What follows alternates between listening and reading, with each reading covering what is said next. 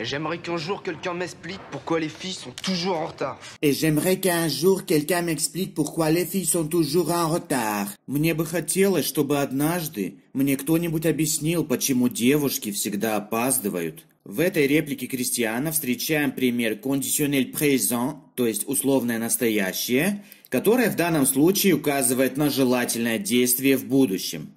Conditionnel présent образуется от основы futur simple спрягаемого глагола путем добавления окончания времени imparfait. Давайте вспомним, как спрягается глагол aimer в conditionnel présent. J'aimerais, tu aimerais, il aimerait, nous aimerions, vous aimeriez, ils aimeraient. Être en retard. Опаздывать. Mais tout simplement parce que ce sont des filles. Mais tout simplement parce que ce sont des filles. Ну все же просто, потому что они девушки. Oh, c'est pas vrai. Tu connais pas le 11e commandement de la femme? Tu connais pas le 11e commandement de la femme? Ты не знаешь 11-ю женскую заповедь? В данной реплике встречаем пример порядкового числительного, который обычно образуется с помощью суффикса «ем», как в нашем случае «onzième». Исключение составляют числительные «premier» – первый и «second» – второй, которые, однако, имеют и правильные формы «unième» и «deuxième». В данной реплике встречаем также одну интересную конструкцию – предлог «de» плюс существительное в функции прилагательного.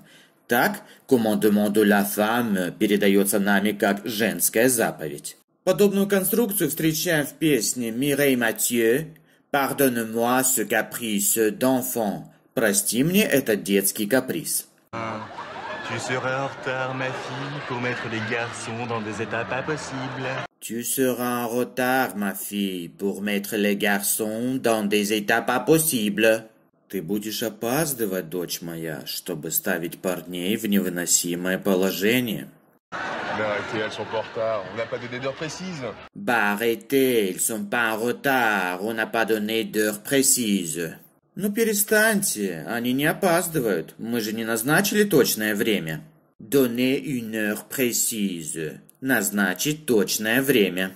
Что касается местоимения «on», то в данном случае оно соответствует первому лицу множественного числа, то есть местоимению «мы». On avait dit vers 5 heures, c'est tout. On avait dit vers 5 heures, c'est tout. Мы сказали к 5 часам, вот и все. В данной реплике встречаем пример plus que parfait. Это так называемое предпрошедшее время, которое образуется с помощью вспомогательных глаголов avoir или être в imparfait, плюс participe passé, то есть причастие прошедшего времени, смыслового или, как его еще называют, спрягаемого глагола. В рассматриваемом примере мы имеем одно действие в прошлом, соответственно, его предшествующий характер не так явно проглядывается. Однако в предыдущих репликах мы встречали упоминание о назначении часа встречи, которое мы можем рассматривать как отправную точку или point du départ. Соответственно, они сказали, что к 5 произошло раньше, чем они договорились об этом времени, условно говоря. Ouais, et il est 6h30. Ouais, et il est 6h30. Ну да, а сейчас 6:30. Следует отметить, что во французском языке, говоря о том, который час, используется безличное местоимение «il», как в данном случае «il est 6h30». Также мне бы хотелось сказать пару слов о связывании или liaison, пример которого мы имеем в данной реплике. Как отмечают авторы вот этого замечательного учебника на страницах 16-18, если внутри ритмической группы одно слово оканчивается на непроизносимый согласный, а второе начинается с гласного или с немого «аш», этот непроизносимый конечный согласный первого слова становится произносимым, сливаясь с начальным гласным последующего слова и образуя с ним один слог. При связывании согласные «с» и «x» озвончаются и переходят в звук «з». Таким образом, в рассматриваемой реплике мы имеем «x» в конце слова, который при связывании озвончается и переходит в звук «з». À partir de quelle heure elles vont être en retard pour toi? À partir de quelle heure elles vont être en retard pour toi? А по-твоему, с какого времени их можно считать опоздавшими? Discute pas, Christian.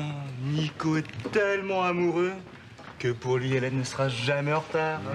Discute pas, Christian. Nico est tellement amoureux que pour lui, Hélène ne sera jamais en retard. Не спорь, Кристиан. Нико настолько влюблен, что для него Элен никогда не будет опаздывать. При разборе данной реплики мне бы хотелось затронуть вопрос повелительного наклонения в аспекте орфографии. Следует отметить, что повелительное наклонение во французском языке не так вариативно, как, скажем, в итальянском, однако все же имеет свои нюансы. Как отмечают авторы вот этого учебника, глаголы первой группы в повелительном наклонении имеют следующие формы.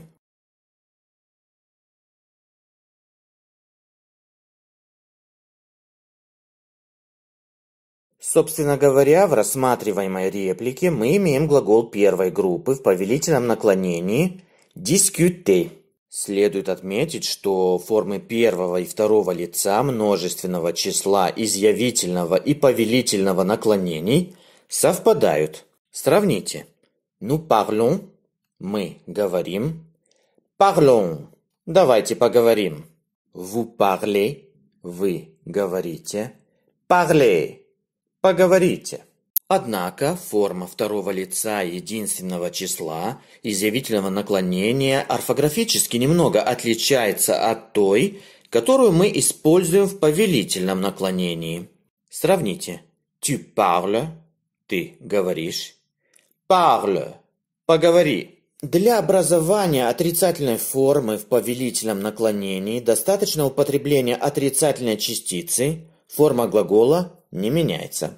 Следует также отметить, что в учебниках фигурирует отрицательная конструкция с двойным отрицанием «ne pas». Однако в разговорной речи частица «ne» обычно опускается, как в рассматриваемой реплике «discute pas» – «не спорь». Et en voilà la preuve, elle arrive. Tiens, en voilà la preuve, elle arrive. А вот вам и доказательство, она идет. Salut les garçons. Excusez-moi, je suis vraiment désolée. Salut les garçons, excusez-moi, je suis vraiment désolé. Привет, ребята, простите меня, мне действительно жаль. Mais pourquoi? Tu n'es pas en retard. On n'avait pas donné d'heure précise. Mais pourquoi tu n'es pas en retard? On n'avait pas donné d'heure précise. Ну почему же? Ты не опоздала. Мы ведь не назначили точное время. Давая комментарий к данной реплике, мне бы также хотелось сказать пару слов об особенностях отрицания во французском языке.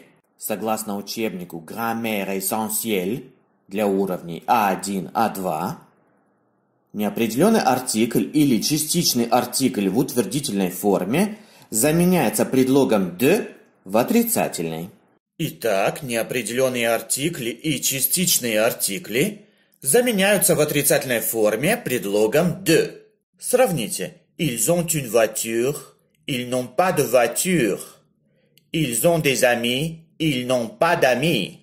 Однако, если мы имеем дело с конструкциями, которые во французской грамматике именуются les présentatifs, артикль в отрицательной форме сохраняется.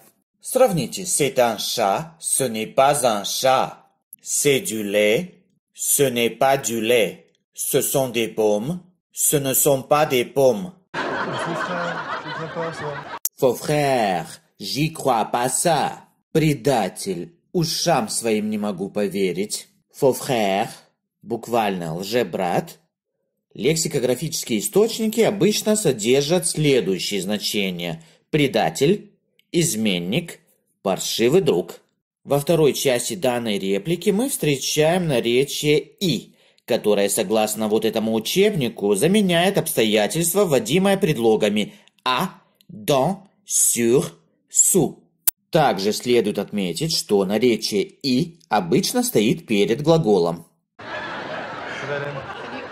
Ça va, Hélène? Как дела, Hélène? Salut. Привет. Mais ma Cathy, elle n'est pas avec toi? Mais ma Cathy, elle n'est pas avec toi? А моя Кати не с тобой? Bah non, on a eu un problème. Bah non, on a eu un problème. Ну нет, у нас возникла проблема. В данной реплике встречаем пример passé composé, которое обычно определяется как законченное действие в прошлом, имеющее связь с настоящим, является сложным временем и в данном случае образуется с помощью вспомогательного глагола avoir. Следует также отметить, что в данном высказывании мы имеем глагол avoir и в качестве смыслового, или, как его также называют, спрягаемого глагола, который в причастии прошедшего времени или participe passé имеет форму «ю». Pas grave au moins. Pas grave au moins. Надеюсь, ничего страшного? Au moins. Хотя бы, как минимум, по крайней или по меньшей мере. Mais non, vous inquiétez pas, c'est Johanna. Mais non, vous inquiétez pas, c'est Johanna. Не волнуйтесь, это Джоанна. Qu'est-ce que le monstre a encore fait? Qu'est-ce que le monstre a encore fait? И что же монстр сделал на этот раз? Elle a laissé tomber ses clés de voiture au-dessus d'une bouche d'égout. Elle a laissé tomber ses clés de voiture au-dessus d'une bouche d'égout. Она выронила ключи от машины прямо в канализационный люк. Bouche d'égout. Канализационный люк. Au-dessus de. Выше, поверх, сверху, над. В приложении Reversal Context, специализирующемся на автоматизированном переводе и предлагающем перевод в контексте, встречаем следующий пример с предлогом au-dessus de. Tomber au-dessus du lac de Genève. Выпал над Женевским озером. В нашем переводе рассматриваемой реплики Элен хоть не используется словарное значение предлога, однако сама ситуация указывает на то, что ключи от машины попали в канализационный люк, находясь в положении над ним. Et pas de chance, il y avait un trou comme ça, ils sont passés dedans.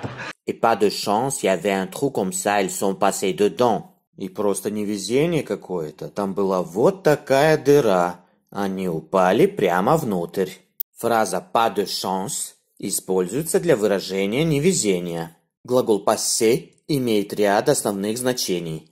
Проводить, проходить, передавать. В данной реплике актуализируется второе значение глагола, где passer выступает в качестве глагола движения и, соответственно, в passé composé используется с глаголом être.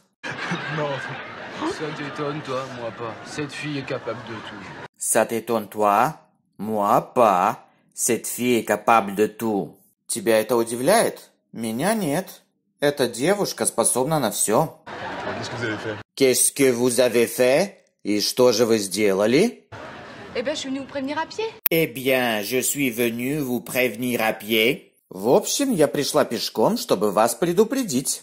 Et puis, j'espère que les deux autres ont trouvé une solution. Et puis, j'espère que les deux autres vont trouver une solution. Надеюсь, что те две потом найдут решение. В данной реплике встречаем пример futur proche, или, как его называют авторы вот этого учебника, futur immédiat, то есть непосредственное или ближайшее будущее, которое выражает действие в будущем, непосредственно связанное с настоящим. Futur immédiat образуется с помощью соответствующей формы глагола aller плюс инфинитив спрягаемого глагола. Авторы данного учебника также отмечают, что в разговорном французском futur immédiat используется в значении простого будущего. Non mais attends, là, faut peut-être qu'on aille leur donner un coup de main. Non, mais attends, là. Faut peut-être qu'on aille leur donner un coup de main, là. Ну подожди, нужно же пойти и помочь им. В данной реплике встречаем пример subjonctif présent. Это так называемое сослагательное наклонение, которое всегда используется после выражения il faut que. В реплике Этьена в subjonctif présent употребляется глагол aller. Итак, давайте проспрягаем его в этом времени. J'aille, tu ailles, il aille, nous allions, vous alliez, ils aillent. Donner un coup de main. Помочь. T'inquiète pas, Étienne, tu la reverras, Cathy. T'inquiète pas, Étienne. Tu la reverras, Cathy. Не волнуйся, Этьен. Увидишь ты свою Кати. В данной реплике встречаем глагол, который содержит глагольный префикс «re» или «re», кому как удобно. Обычно он передает следующие значения. Снова, еще раз, пере. То есть данный префикс содержит идею повторения. Давайте также вспомним спряжение глагола revoir, futur simple. Это будущее время, которое, согласно учебнику Grammaire en dialogue, отражает относительно неопределенное действие в будущем. Итак, поехали. Je reverrai, tu reverras, il reverra, nous reverrons, vous reverrez, ils reverront. Fais confiance à Joanna. La solution, elle va la trouver. Fais confiance à Joanna. La solution, elle va la trouver. Доверься Джоанне. Она найдет решение. В данной реплике встречаем пример le pronom complément d'objet direct или le pronom COD, то есть местоимение функции прямого дополнения. Согласно учебнику французской грамматики Grammaire essentielle, le pronom COD или местоимение функции прямого дополнения отвечает на вопросы «кого», «что». Оно используется во избежание повторения существительного и ставится перед глаголом. Однако в нашем примере в одном предложении фигурирует и существительное, и местоимение функции прямого дополнения. В указанном учебнике на 75-й странице есть таблица, в которой представлены les pronoms COD.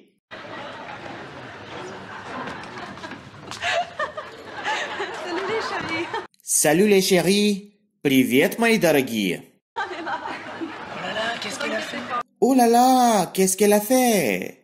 О ла ла, что она сделала?